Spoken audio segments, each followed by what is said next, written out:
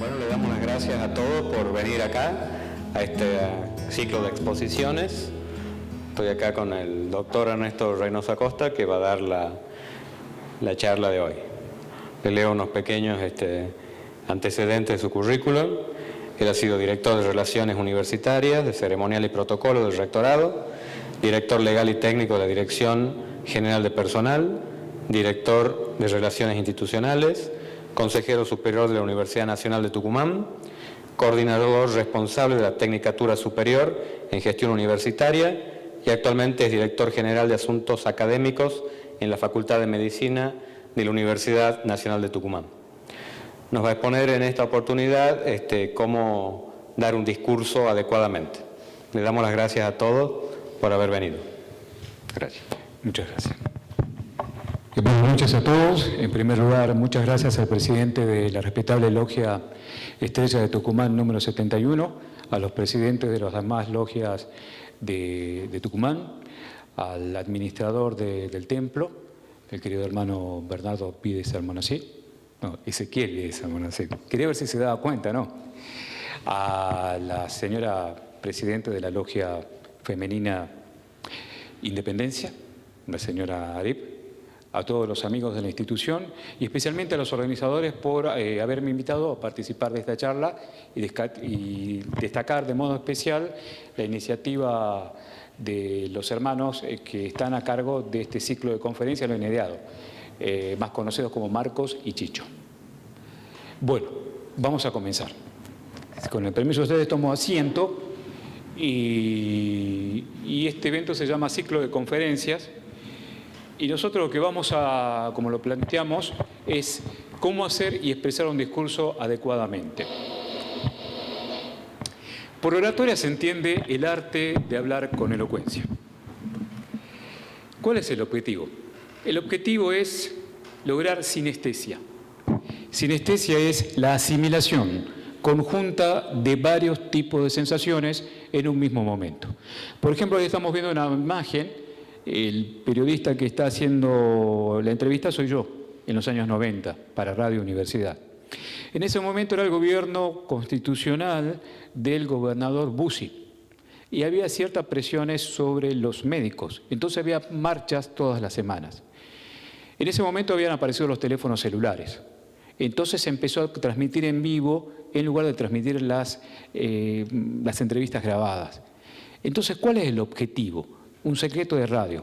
Si ustedes cierran los ojos y yo les digo, sobre la mesa de madera antigua de color marrón hay una computadora, ustedes se van imaginando algo.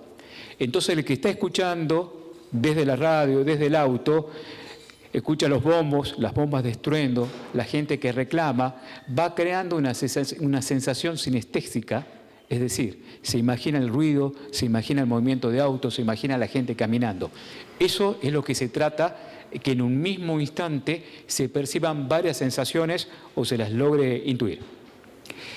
Hay un lenguaje visual. Esta foto es del diario La Gaceta, que es el principal diario de la provincia de Tucumán y es de mayor tirada del interior del país. La sacó un periodista porque sintió representada en esa imagen a todos los periodistas que de algún modo estábamos señalando esa especie de persecución en ese momento. Ahora, ¿de qué sirve esto? Los grandes oradores lograron cambiar el mundo, lograron cambiar el curso de la historia y es por eso que para esta institución es muy importante este tema, no solamente en esta charla, sino en todos los eventos que realiza. Demóstenes. Demóstenes, como ustedes saben, era tartamudo, tenía limitaciones para hablar. Entonces se propuso superarse y empezó a hacer unos ejercicios con piedras en la boca. Y después él fue desarrollando un concepto que se llama la peroración, lo que queda al final de un discurso. Esa última frase que nos queda rebotando luego de escuchar algo. En Roma se destacan muchos oradores y de los discursos más famosos que recordamos en la historia está, por ejemplo, Abraham Lincoln, cuando habla de la secesión, de la guerra civil, de las muertes, ¿para qué tienen que servir? Él decía que lo mejor que se podía hacer en uno de sus famosos discursos era honrar esas muertes trabajando y tratar de construir una nación unificada sin segregación racial. Mahatma Gandhi, como ustedes saben, hizo una revolución pacífica con la educación que obtuvo o que logró de los ingleses, de los británicos.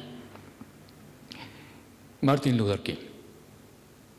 No se puede expresar en una frase lo que significa para nosotros y para la historia de la humanidad. I have the dream.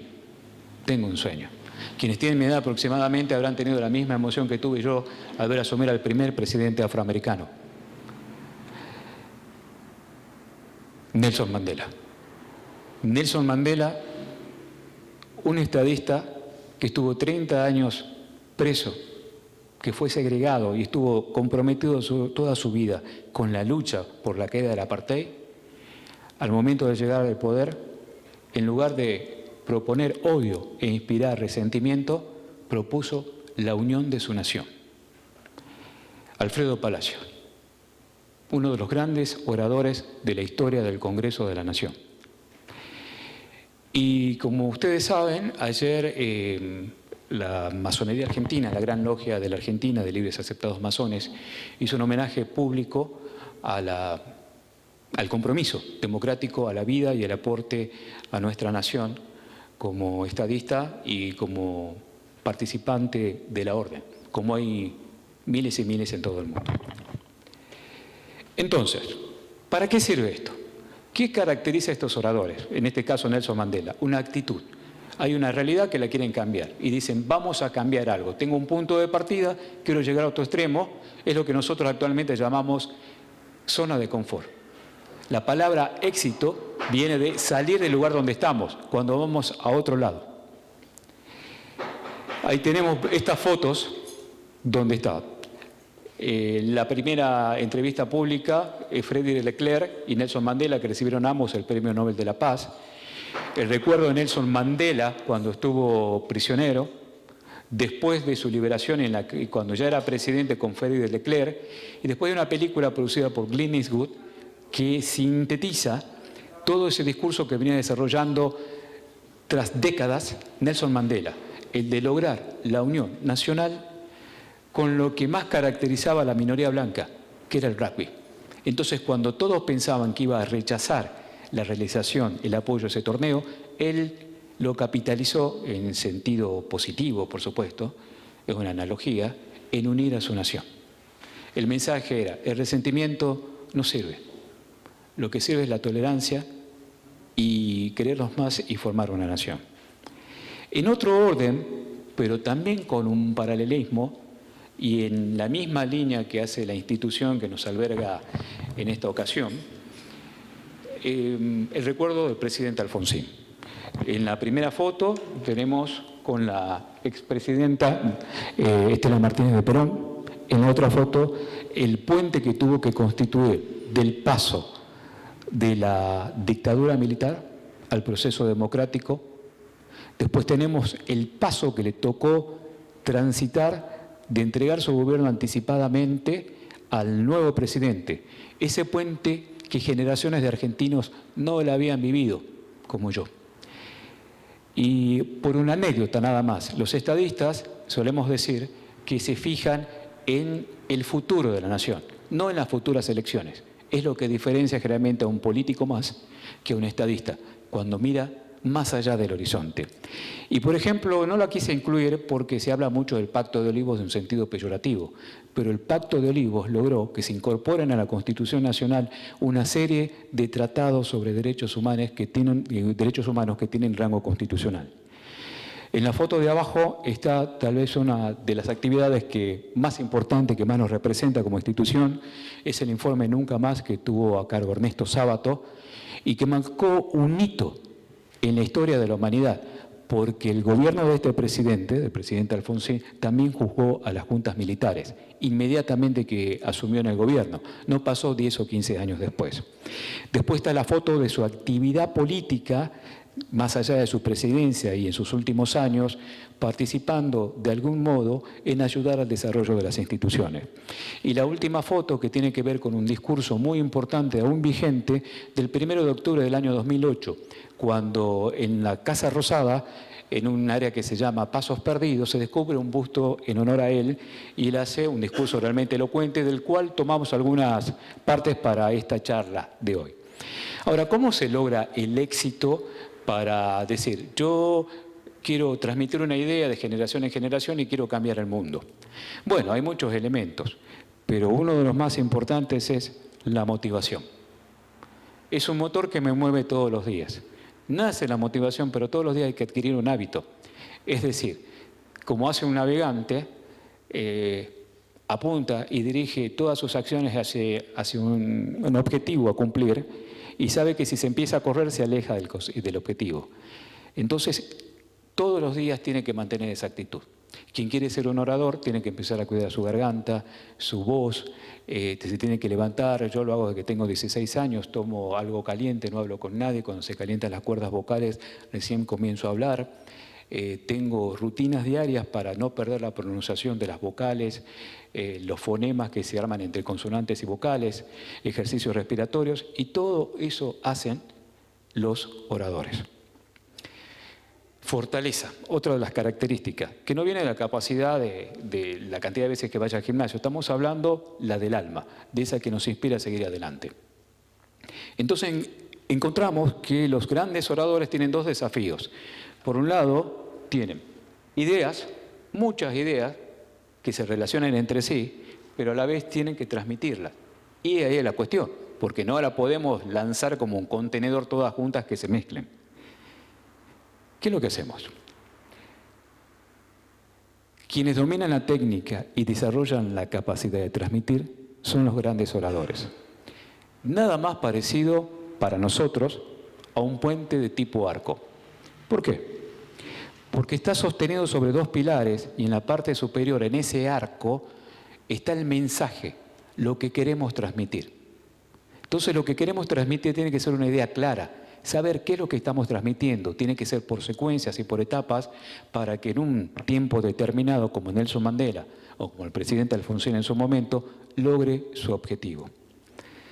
Ahí hay el ejemplo de otro puente dibujado y retomamos las ideas. Hay dos pilares sobre los cuales vamos a sostener nuestra actividad como oradores. Esa actividad de propagar una idea constante en el tiempo para obtener un cambio en el mundo. Y esos pilares son los siguientes: la técnica y la capacidad de transmitir sensaciones. Con respecto a la técnica, tiene que ver vocalizar bien las vocales. Puede parecer un juego de palabras, pero las vocales se hacen con el aire que sale de los pulmones, pasa por la garganta, y cuando pasa por las cuerdas vocales, que son dos músculos, se produce cada vocal. Una es más difícil y una más compleja. Por ejemplo, la A se dice A, la E y la I son las más difíciles, porque hay que abrir la boca y decir E o I. A quien le guste la música y los cantantes van a notar, cuando leen la letra, jamás comienzan con la letra I, eliminan la letra I, porque arrancar una nota con la letra I es muy, pero muy difícil. La O, tiene una forma de vocalizar y hay otros elementos que tener en cuenta. La capacidad de transmitir. A la teoría que yo más me acerqué es la del budismo zen, que habla de que la energía viene del magma, del centro de la Tierra. Esa energía se transmite al cuerpo del ser humano como si fuese todo un centro de neurotransmisores que lo son. ¿Y qué sucede? Cuando estamos estresados, cuando no estamos relajados, es como un cable que se corta y impide una buena comunicación. Entonces, en el modo que estamos relajados, distendidos, hacemos mindfulness, hacemos yoga, dormimos adecuadamente, va a salir mejor esa capacidad de transmitir sensaciones.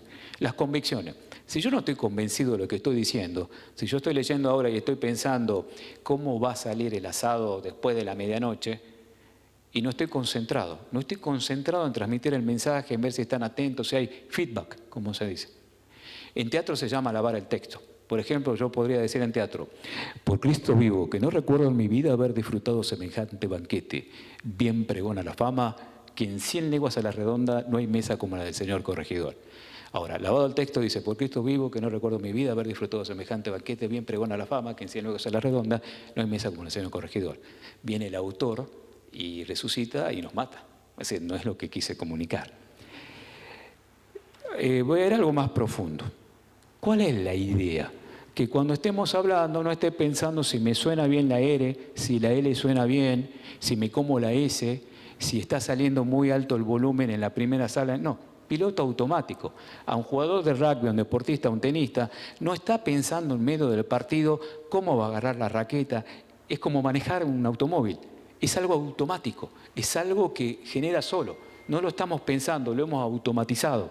Como cuando estamos escuchando otro idioma y lo escuchamos, no tenemos que empezar en castellano para entender la frase en inglés. Entonces, si hacemos los entrenamientos, al momento de hablar funciona el piloto automático, y si venimos bien con la capacidad de transmitir sensaciones, de que se sienta que mi energía la transmito al que está enfrente, la cosa viene bien. Ejemplo, en la década del 90, Plácido Domingo, un tenor famosísimo, grabó un álbum de tangos. Técnicamente era perfecto, pero le preguntaban a un tanguero, ¿qué tal? No compro el álbum. Y uno escucha, por ejemplo, un tango de Roberto Goyeneche, que hacía un estudio profundo de los personajes de cada tango. Estudiaba la historia de cada tango. Entonces, cuando decía, ahora que estoy frente a vos, parecemos dos extraños. Lección que aprendí. Cómo cambian las cosas los años, angustia de saber, muerta ya la ilusión y la fe. Perdón si me ves lagrimear, los recuerdos me han hecho mal. Estamos transmitiendo una sensación, un sentimiento. Es cuando escuchamos cantar a un cantante de blues y lloramos sin saber qué dice la letra. Nos emociona. Y había un caso también de Soledad, que no dominaba una buena técnica cuando empezó a cantar, le sonaba la laringe, nunca la escuché desafinar, pero con el tiempo fue mejorando la técnica, pero tenía una capacidad para transmitir sensaciones y por eso andaba bastante bien. Esto es la teoría clásica. Tenemos que dar un mensaje, hay un emisor, un receptor, un mensaje, un canal o una vía de comunicación. Cuando hay retroalimentación, se llama feedback. ¿Qué es hablar? Hablar es el sonido generado por el aparato fonador humano, que ahí está. Esas son las cuerdas vocales. Entonces, ¿qué es lo que sucede? Las cuerdas vocales son dos músculos. Si no los cuidamos, como hacen los deportistas, se producen lesiones graves. Pergolini, por ejemplo, que su modo de hablar le suena a la laringe, no tiene un proceso de respiración, tuvo varias operaciones por el uso de la voz, inadecuadamente. Pero también produce cierta molestia. Yo tengo un hijo que hace streaming y le digo, te suena la laringe. Tal vez te sigan tus seguidores, pero yo te tengo que escuchar, te puedo escuchar en el auto, pero me canso porque ese sonido latoso me molesta y lo cambio. Acá está el resto del aparato fonador, los pulmones. ¿Qué hacemos? ¿Qué hacen los médicos para saber si un chiquito, cuando nace un bebé, está con vida? Esperan que llore. Para llorar tiene que respirar.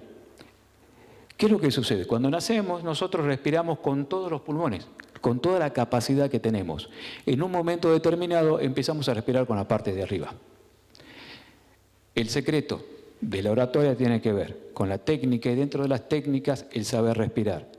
Si logramos respirar como los cantantes que suben escaleras, bajan y no se agitan, y pueden dosificar la salida del aire, es que vamos a andar muy bien. Con respecto a las palabras, cada palabra tiene una acentuación determinada. Por ejemplo, canción se acentúa en la última sílaba y le damos énfasis.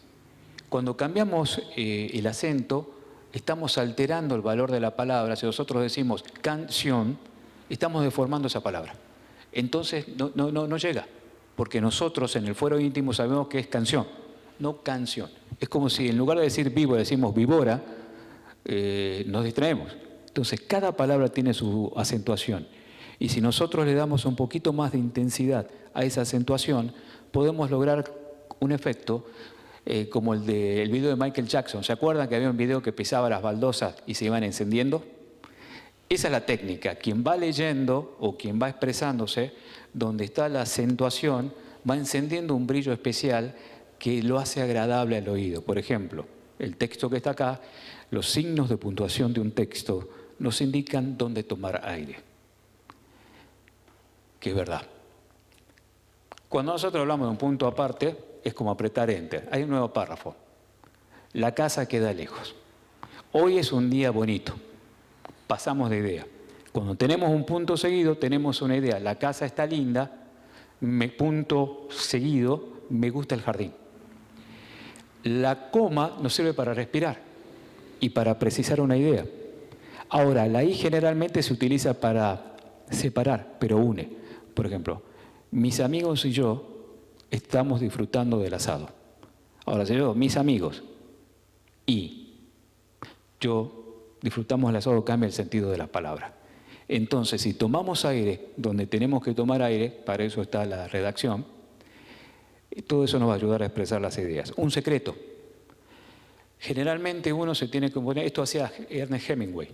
Él escribía de pie, tenía un ambón, entonces escribía como hablándole al público. Y esa técnica le ayudaba a tener un relato diferente.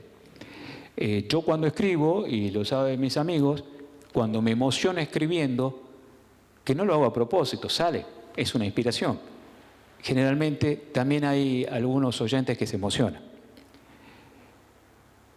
¿Qué es un discurso? Esa foto es de una pasantía de la Facultad de Derecho, donde en el recinto de la legislatura, que estaba en la Escuela Sarmiento en ese momento, un grupo de estudiantes, por primera vez que no eran legisladores ni diputados provinciales, participaba en un debate, un simulacro, defendiendo proyectos. Un discurso es un camino, de principio a fin. Si yo quiero llegar a la Plaza Irigoyen, sé que tengo que salir de esta institución, voy hasta la puerta, camino una cuadra hacia el sur y está la Plaza Irigoyen. Sé de dónde salgo y sé hasta dónde quiero llegar. Si yo quiero ir a la Plaza Independencia, tengo que caminar en otra dirección y tengo más cuadras. Ahora, yo puedo cambiar los recorridos. Lo mismo pasa con un discurso. Cuando a mí alguien me dice, me pide profesionalmente que lo colabore en un discurso o ayude a alguien, le digo, ¿cuál es el mensaje que quieres transmitir? Y qué frase, qué reflexión, qué idea sintetiza todo lo que estás pensando. El primero que me tocó, me acuerdo que fue para un sindicato, le dije, ¿qué quieren que diga? Y a mí lo que me interesa es que todos sepan, los muchachos, que los hermanos están unidos porque esa es la ley primera. Y quiero que tengan unión verdadera, porque si entre ellos se pelean, los devuelven a afuera. Sabía a dónde quería llegar. Hicimos un discurso en ese sentido. Hablamos de la importancia de las instituciones, hicimos un recorrido, pero sabíamos el final. Lo primero que necesitamos es saber cuál es el mensaje, la idea que le va a quedar a cada uno y que se va a ir pensando.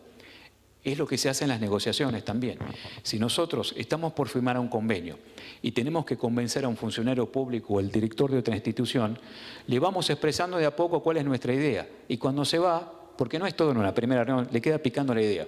La segunda vez le pica más la idea y la tercera viene el interlocutor y dice, tengo una propuesta que hacerle, porque ya se apropió de la idea, está convencido de la idea y nos pide que hagamos lo que nosotros hemos prometido. Eso significa que hemos logrado inquietarlo y motivarlo con la idea y le hemos transmitido la esencia para que quede cautivado por esa idea y vayamos juntos en un mismo sentido y con un mismo objetivo. El destino, la frase, ¿a dónde queremos llegar? Y acá, porque si no después lo voy a olvidar, hay en este grupo mucha gente relacionada a los medios de comunicación, publicistas, periodistas, gente que está en el derecho, en el circuito político, en el mundo de las comunicaciones, del deporte. El presidente Alfonsín, en su campaña la campaña más importante fue la del presidente Alfonsín, pero la más cara fue de un partido que se llama Movimiento de Integración y Desarrollo, que le hizo una empresa americana. La del presidente Alfonsín hizo una agencia nacional. Entonces cuentan sus asesores que cuando le preguntaban de la idea de la peroración, le decían, pero doctor Alfonsín, ¿qué es lo que usted quiere transmitir? Y nosotros dejamos atrás el gobierno de facto, la dictadura, yo creo en el Estado de Derecho y que con la democracia se come, se vive, como dice la Constitución, afianzar la justicia, consolidar la paz interior, proveer a la defensa común, asegurar los beneficios de la libertad para nosotros, para nuestra posteridad y para todos los hombres del mundo que quieran habitar en el suelo argentino. Y le dijo, eso es doctor Alfonsín, esa es la peroración de su campaña. ¿Y cómo lo voy a decir? Lo tiene que estudiar. Y uno de sus primeros discursos más importantes lo dijo así. Cuando nos vean, palabras más, palabras menos, y nos pregunten dónde van, le contestaremos, como un credo laico. afianzar la justicia. Ese mensaje ha impactado en toda mi generación, que justamente en esa época yo no voté, pero ingresaba a la Facultad de Derecho y todavía me inspira, como a muchos argentinos por suerte. Entonces, ¿qué necesito? El lugar donde pretendo llegar, la conclusión, lo que quiero decir, la idea que quiero transmitir y cómo lo voy a transmitir al mensaje. Bien. Esta intención la desarrolló Demóstenes. Él descubrió que la última parte es la más importante. Por eso en los actos protocolares el más importante habla el último. El más importante. La pelea de fondo, cuando vemos la pelea internacional, ¿cuál es la pelea más importante? La última, porque es con lo que se queda la gente y se va. En el recital, ahí están los teloneros, todo, y el tema que hace Luis es ese tema que nos va a acompañar generaciones y generaciones y que seguramente pasarán 40 años y la gente se acordará cuando estuvo AC/DC en River, por ejemplo, y se despidió con tal tema, o Queen en Rock en Rio, etcétera, etcétera. Entonces la peroración es la más importante, esa idea final. Bueno, ya tenemos la idea de la peroración, la intención del desarrollo. Vamos a la persuasión, que no es algo malicioso, sino es expresar una idea para que la otra persona la piense. Se atribuye a Albert Einstein, que decía, Einstein se pronuncia, que buenas ideas teníamos todos, pero solamente picaban algunas personas. Cuando pica esa llamita, cuando uno lo impacta y dice, yo quiero hacer esto. Y voy a contar una infidencia. Yo estaba en Radio Universidad, y esto lo saben mis amigos, y me tocó hacer una nota al presidente Raúl Alfonsín en una gira después que había sido presidente. Yo estaba tan entusiasmado con el periodismo, me sentía tan feliz de ser notero, que podía señalar un hecho que era importante, que cuando lo escuché la verdad quedé impactado. Le dije, mire señor presidente, en Estados Unidos ustedes saben que un presidente deja de ser presidente y tiene el tratamiento de presidente siempre.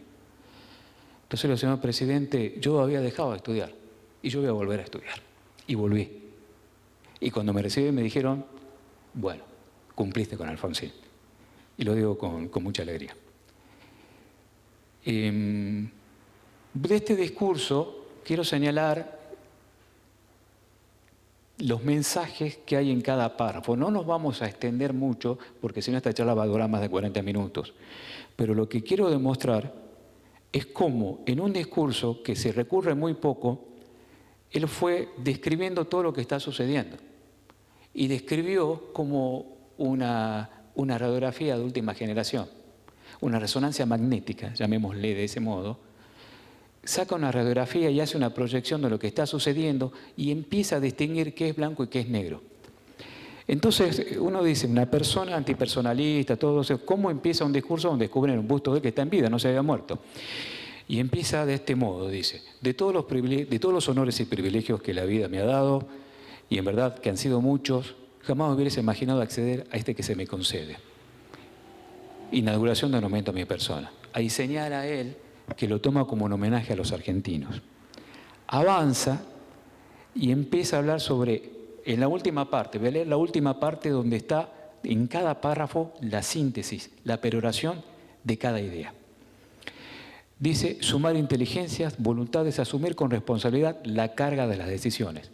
El que tiene que tomar una decisión en cada institución, en un colegio, en una fundación, en una institución intermedia como esta, en el gobierno, llega un momento de soledad donde sabe que tiene que tomar una decisión para quedar bien con la gente, para quedar bien con los que lo apoyaron, o una decisión que tienda al bien común, como dijo Aristóteles en política.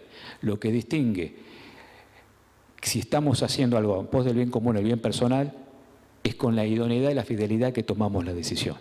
Y ahí donde hace referencia a la antorcha.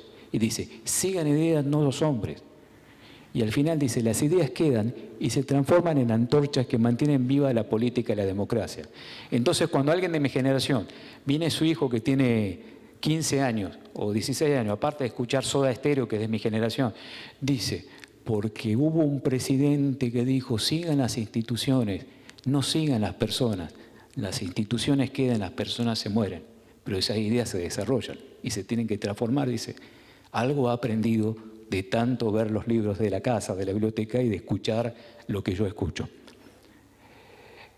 Esto también habla de la frustración de los gobiernos, pero en la última parte es donde está la reflexión. Habla de los presidentes elegidos por el pueblo, que no habrá hay más de facto, pero que ya no va a haber más, y va apuntando a los graves problemas que nos toca vivir. Por ejemplo, la democracia es la vigencia de la libertad y los derechos, pero también la existencia de igualdad de oportunidades y la distribución equitativa de la riqueza, los beneficios. Tenemos libertad, pero nos falta igualdad. Es vigente. Construir un piso sólido que incluya a los desamparados y excluidos. Así como esta fundación, muchas instituciones intermedias trabajan desde el anonimato en pos del bien común. De las políticas económicas regresivas. Y esta parte nos impacta mucho. El 10 de diciembre de 1983, dice el presidente Alfonsín, en mi primer mensaje al Congreso de la Nación, como presidente convoqué a todos los argentinos a una tarea común para construir la unión nacional. Ustedes saben que el sol de nuestra bandera, que tiene 32 rayos, 16 rayos rectos y 16 flamígeros, representa la unión nacional. De los consensos, de la democracia previsible, pero esa previsibilidad implica la elaboración de un diálogo que no excluya, que los incorpore a todos. Ustedes saben que cuando viene un proyecto internacional, lo primero que se ve es el impacto económico, el impacto social e inclusive el impacto en los pueblos originarios. Eso se incluyó en el Pacto de Olivos, en la reforma de la Constitución, que es posterior a eso, por supuesto. La conciencia de unión nacional es una serie de ideas que viene a ser una suerte de testamento político para las futuras generaciones. Yo hago otra reflexión muy personal. Esos días que leo los diarios, escucho las noticias y no sé qué decisión tomar, veo un documental de la vida de René Favaloro que me impacta profundamente, o leo este discurso para encontrar el rumbo nuevamente, para orientarme o recalcular, como dicen los chicos.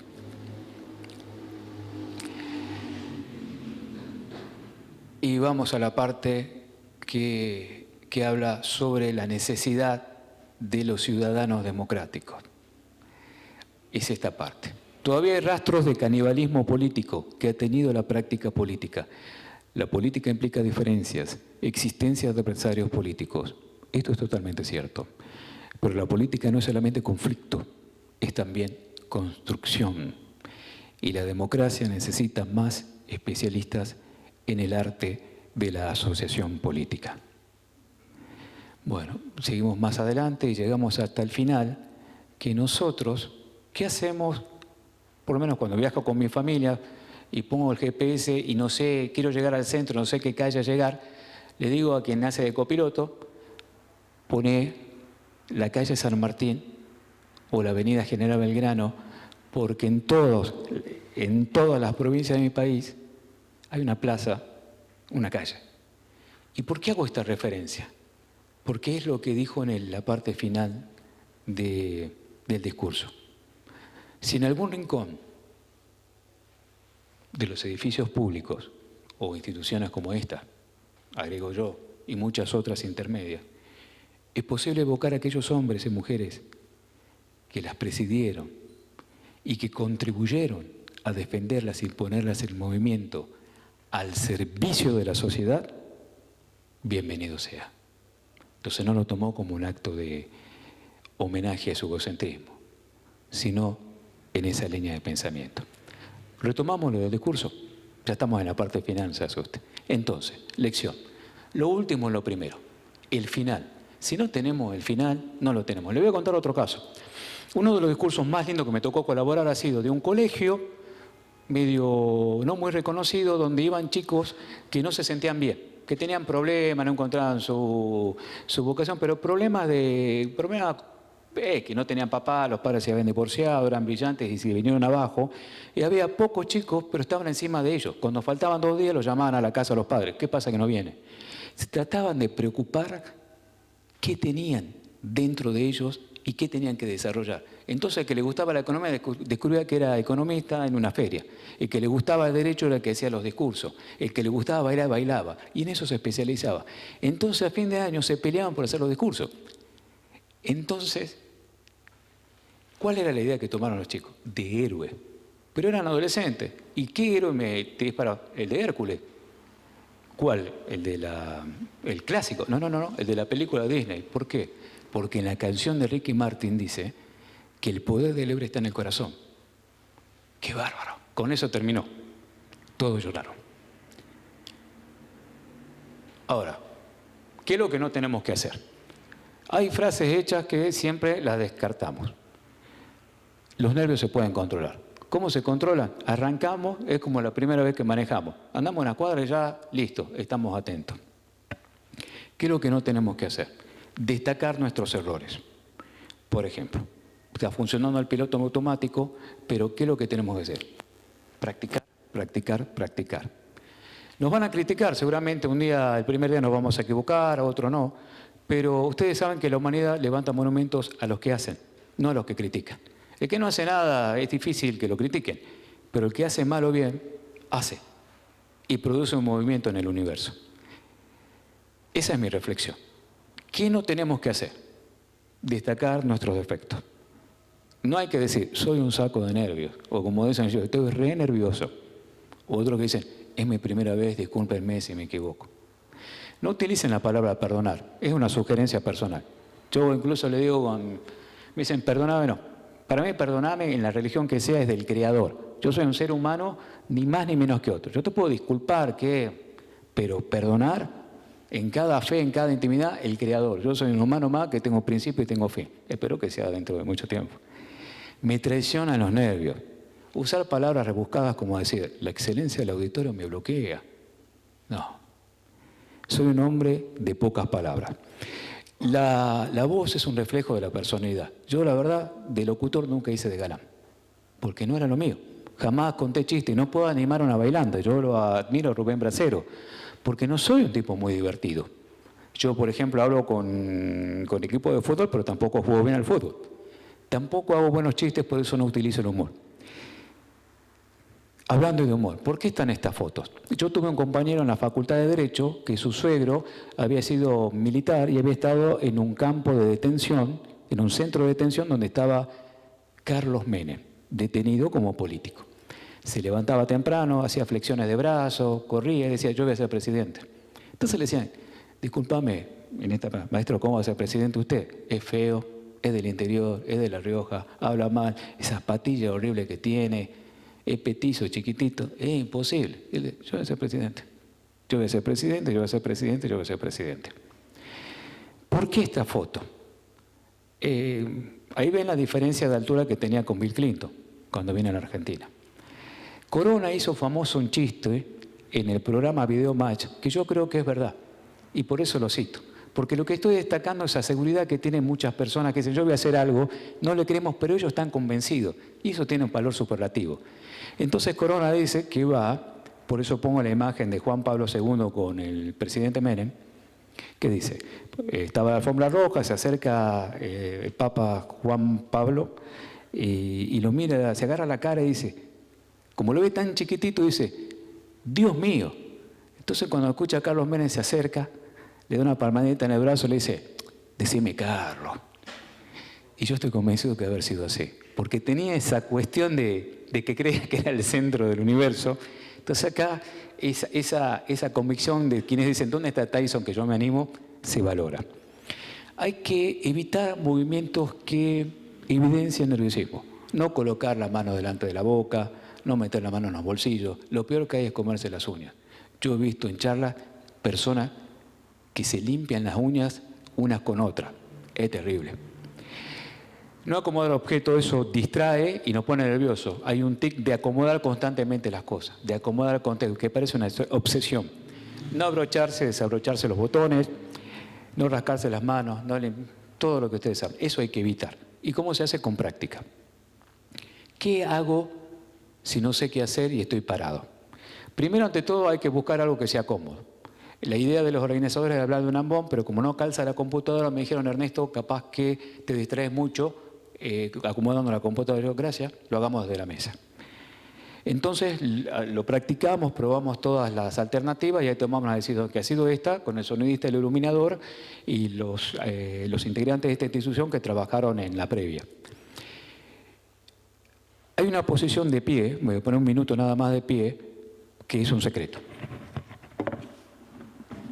Es esta posición de agarrarse los dedos y buscar un eje para estar de muy adelante a muy atrás. Entonces, me toco los dedos, no cierro las manos, no hago gestos negativos y encuentro un punto de equilibrio y me relajo. Pero tengo que buscar lo más cómodo para no sentirme superior, estar en un plano de horizontalidad, para mí es así sentados como están ustedes. No hay que polarizar la atención. El señor que está grabando, el técnico, hizo una modificación en la iluminación para no polarizar la atención. Las luces juegan un papel preponderante. Miren este auditorio que está acá. Ahí están las pantallas, pero la iluminación está dirigida al centro. Y en el centro va a estar la parte más importante, el funcionario más importante. Y no se van a distraer, o sea que si hay alguno que está con el teléfono, no lo va a ver la gente. Todos están concentrados por las luces en un punto. De ahí viene concentrar, confluir en un punto. ¿Qué hay que evitar? Polarizar la atención, es decir, crear dos polos. Si acá habría, por ejemplo, un polo de atención acá y otro más allá, se alternaría la atención de los asistentes en el auditorio a un punto y luego a otro. Y este es un caso real. Ejemplo categórico. Hay que prever la escena, hay que imaginar todo. Había una modelo, se llama Julia Orellén, con pasado en las páginas de la revista Playboy y en un reality show de la TV Azteca, que fue contratada por el Instituto Federal Electoral de México para repartir el turno entre los candidatos en un debate. Interesante. ¿Qué pasó? Ahí está la asistente, la modelo contratada. Cuando caminó por el estudio, la señorita sacó el protagonismo a las personas que estaban debatiendo. No sabemos por qué, pero se quedaron callados. Entonces, tenía un vestido blanco muy ajustado y un escote pronunciado. Ahí está cuando empezó a caminar. Vamos bien hasta ahí. Miren lo que pasó en la próxima escena. Voy a la foto directamente. ¿Qué opinan? ¿Cómo le fue al candidato? Venía bien. Venía bien. Y ese detalle de polarizar la atención transmitió la sensación que no estaba tan interesado en el desarrollo de la plataforma electoral si ganaba. Y no le fue bien. Entonces, la modelo sí le fue bien, porque posó desnuda para la revista Playboy y bueno, le fue bastante bien luego. La falta de sentido del humor. La gente que tiene un humor para hablar, y permítame la expresión, enlazar la atención de los asistentes del auditorio con la simpatía, yo me saco el sombrero. El humor debe adaptarse al público y a la ocasión. Que si es un público sobrio, tiene que ser un chiste sobrio. Si cabe. Hay que evitar chistes sobre cuestiones raciales y sobre identidad sexual. Eso es categórico. No hay ninguna explicación y resta, no suma. Acá un ejemplo. Juegos Olímpicos, Londres. Le pusieron una cuota de humor. Simularon que se tiraba de un helicóptero junto a James Bond, la reina, y le dio un toque de humor a una parte importante de los Juegos Olímpicos. Pero estaba bien hecho, bien producido, con un estudio de mercado. Vamos a las consonantes. Las vocales, ya dije que se hacen con las cuerdas vocales. Cuando sale el aire.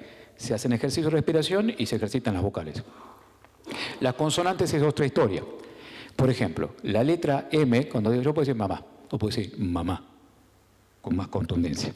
¿Cómo se ejercita? Con el sonido que hace la vaca. Cuando empiezan a hacer estos ejercicios, háganlos solos. Y después si algún familiar les pregunta, ¿llamamos al médico psiquiatra? No. Fui a una charla de oratoria, después va a haber un curso y estoy practicando lo que me enseñó, pues tengo que practicar, si no, no sirve. Es como comprar un medicamento, leer la receta y no tomarlo. Entonces, ahí está la vaca. Entonces, ¿cómo es la M? Entonces practica, y cuando diga mamá, enamorar, mayor, menor, suena mejor. La N. La N es, acá en la nariz, me voy a sacar un momento los anteojos, se practica así. Yo puedo decir canción, pero si quiero decir canción y que suene como preludio de la canción, hago este ejercicio. Nan, nan, nan, nan, nan, nan, nan, nan, nen, nen, nen, nen, nen, nen, nen, nen, y después voy a decir, la canción me impactó profundamente. La N tiene mayor resonancia. La vibración del aire llega al cuerpo de la persona y produce un efecto dentro de sí, aunque no parezca. Pongo nuevamente los anteojos. Vamos con otra vocal, con otra consonante que es muy complicada para nosotros acá. Es la L. Generalmente acá en Tucumán a nosotros por ahí nos cuesta la última, porque la última vocal, la última consonante, porque tenemos mucho aire al comenzar y al final terminamos con poquito. Entonces no se siente la S, no se siente la L. Va al costado. Lel, lel, lel, lel, lel, lel, lel, lel. Lal, lal, lal, lal, lal, lal, lal, lal. Entonces yo puedo decir cloacal y se siente la L. Tiene otra vibración y otro impacto. ¿Por qué Kiko? Por los cachetes. La B. La B tiene que ver con el beso. Para que una B salga bien formada, es como dar un beso. Beso, vaca. Hay quienes dicen que hay una diferencia entre la B larga y B corta. Yo no entro en ese debate porque no creo en eso. Pero beso, bozal, suena diferente si hacemos los ejercicios. La letra más difícil para nosotros, la R. Porque si la hacemos muy vibrante, parece que hemos ido a Capital Federal o a Cava, hemos estado 2 días, hemos venido. Me dejé la villa arriba de la silla y nosotros no hablamos así, pero tampoco podemos tener una R arrastrada. Para todo hay un truco. R con R guitarra, R con R carril. Ruedan las ruedas del ferrocarril. Hay un truco para vocalizar que es morder una lapicera. Si nosotros mordemos una lapicera, hacemos mayor esfuerzo para pronunciar. Si ponemos una lapicera entre los dientes y hacemos ese ejercicio todos los días, 2 minutos, 3 como mucho, vamos a encontrar el punto adecuado para la R. Y hacemos R con R guitarra, R con R carril, ruedan las ruedas del ferrocarril y cambiamos las velocidades. 3 tigres comieron 3 platos de trigo. Lo repetimos, cambiamos las velocidades y hablamos con mayor seguridad y el piloto automático funciona bárbaro. Los verbos. Los que escribimos, ya sea para hacer una monografía, lo que sea, cuando tenemos sueño o no tenemos idea, tenemos la tentación de poner adjetivos, pero no lo hacemos. Cerramos la computadora y seguimos al otro día. Vemos una película y buscamos inspiración. Porque no hay nada peor de decir, la casa es linda, bonita, acogedora, pintudita, confortable. No estamos diciendo nada. Estamos rellenando espacios alrededor de una idea. Nuestros mejores amigos son los verbos, como la Constitución. Afianzar la justicia, consolidar la paz interior, proveer a la defensa común. Entonces, cuando encontramos que termina en ar, er, ir, or, ur, ese es nuestro momento. Cantar, construir, estudiar, cocinar, amar, acompañar, destacar, hablar, sesionar, dialogar, negociar. Tiene una fuerza increíble. Y la fuerza no viene de la capacidad corporal, viene de la voluntad del alma. Es decir, que si la idea la tenemos dentro, decimos, muchachos, no tenemos nada, pero empecemos a trabajar. Salgamos de la situación de confort y aunque sea un poquito, demos un paso hacia adelante. La meta del día a día es puedo, me mentalizo, vamos hacia adelante. Tenemos que reconocer nuestras limitaciones. Nadie nació sabiendo, pero si viene mi amigo, mi compañero y dice, mirá, no hables mucho inglés porque no estás pronunciando bien, es muy particular, tu inglés no es australiano, no es británico, no es americano, no es mexicano. Busca asesoramiento profesional. Conocer la limitación y hacer algo al respecto es un buen primer paso. Recordar. Acá con el presidente Patricio, con él fue el que primero me advirtió que recordar viene de recuerdo y volver a pasar al corazón. Entonces cuando recordamos un momento, lo cargamos de emotividad. Le ponemos la fuerza de que esta idea empezó a desarrollarse mucho tiempo atrás. Y es lo que hacemos generalmente en esta institución. Y después, el no bajar los brazos. Yo como abogado sigo una serie que se llama Suits, y mucha gente también porque es interesante, y más porque son negociadores. Pero aparece en los memes, como se dice, sus dos máximas. La primera, no rendirse jamás. Y la segunda, no olvidarse de la primera. Pero Benedetti lo escribió mucho más lindo. Él decía, no te rindas, por favor no cedas. Aunque el frío queme, aunque el miedo muerda, aunque el sol se esconda y se calle el viento, aún hay fuego en tu alma. Aún hay vida en tus sueños, porque la vida es tuya y tuyo también el deseo, porque cada día es el comienzo de uno nuevo, porque esta es la hora y este es el mejor momento. Lo dijo mucho más lindo Benedetti. No hay que derrumbar los sueños. Ustedes saben que Walt Disney decía, si lo soñás, lo podés alcanzar. Hay que derrumbar las barreras que nos impiden esos sueños. Como hizo Demóstenes, era tartamudo y es el gran orador clásico. La inspiración, todos estamos inspirados, pero tenemos que encontrarla trabajando. No podemos saber si algo nos gusta o no hasta que no lo hacemos. Capaz de voy a ser un gran bajista y voy al profesor de música y me doy cuenta que no nací para el bajo o no tengo el entusiasmo para poder hacer algo decentemente. La distancia entre el querer es como el puente. Estoy acá y quiero llegar al otro punto. La distancia entre el querer y el poder se acorta con el entrenamiento.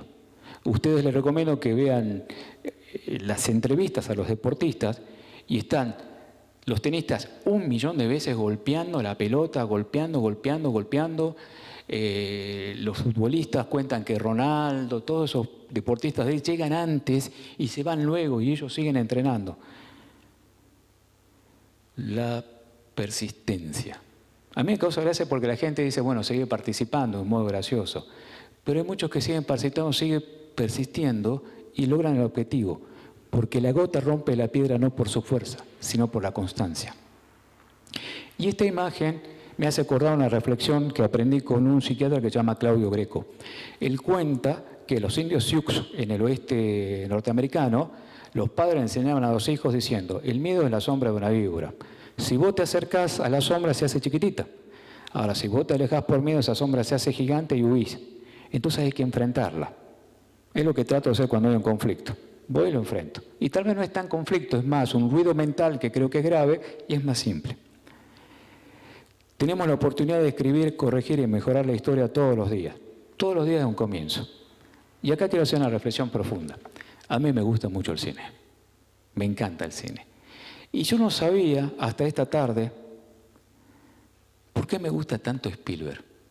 ¿Por qué me emociona Spielberg? Como yo le digo, Spielberg, vos vas a ver una película y al final te hace llorar. Vos decís, en esta película no me va a hacer llorar Spielberg, y cuando te descuidaste, ¡pum!, te da un disparo al corazón en buen sentido y te emociona y te vuelve a la dimensión humana. La primera que me impactó fue La lista de Schindler. Me impactó muchísimo. La vi una sola vez porque es tan cruda y tan dura que me afecta muchísimo. Yo sé que más allá del esfuerzo que hizo Spielberg, no se acerca a la realidad. Tenemos una idea, pero una cosa es haber estado ahí y haber sufrido en un campo de concentración la opresión nazi. La otra película que me impactó mucho, Rescatando al soldado Ryan. Terminó la película y cuando aparece en esa imagen colocando una piedra sobre la tumba, me emocionó. Otra vez Spielberg. ¿Cuál era la misión? La misión de la primera, la lista, era rescatar a prisioneros nazis del campo de concentración para que logren sobrevivir. La segunda había que traer al soldado Ryan. Era el tercer hijo que podía morir de una madre, eran 3 héroes de guerra. Muere el oficial y él sobrevive, cumple la misión. Tom Hanks. Y finaliza, deja la piedra. Y la película, que yo la cité varias veces, y una vez le cambié el título, por eso ahora escribí el nombre, también de Spielberg, se llama La Terminal. Donde él tenía una misión que la anoté para no equivocarme, porque me impactó muchísimo. Me impactó muchísimo a los 56 años, digo, qué bárbaro. Y el último momento está relatado así. En un momento tranquilo al principio de la película, Amelia, Catherine Zeta-Jones, le pregunta a Víctor, quién es, por qué vino a los Estados Unidos. Entonces Víctor le explica que tiene una lata con una copia de la famosa foto Un gran día en Harlem, de 57 músicos de jazz, que se publicó en la revista Esquire. El padre de Víctor era un fanático del jazz y estaba recolectando autógrafos de cada uno de los músicos que aparecen en la foto. Desafortunadamente murió antes de poder tener el del saxofonista de jazz Benny Golson. Víctor vino a Nueva York para terminar lo que empezó su padre. Vino con una misión. 9 meses después que había un burócrata que lo perseguía, estuvo viviendo en el aeropuerto. Cuando termina la guerra en su país, en la ex Unión Soviética, tiene la oportunidad de volver. ¿Qué es lo que hace? Sale, en la escena final de la película, Víctor está a punto del aeropuerto, pero es detenido en la puerta por un grupo de agentes de seguridad. Dixon, que era el burócrata que lo perseguía, ordena que lo arresten. Ahora lo dejaron ir, porque ya le han agarrado cariño y sabían que era una buena persona y que era perseguido por un burócrata por una situación que él no la buscó. Lo dejaron ir.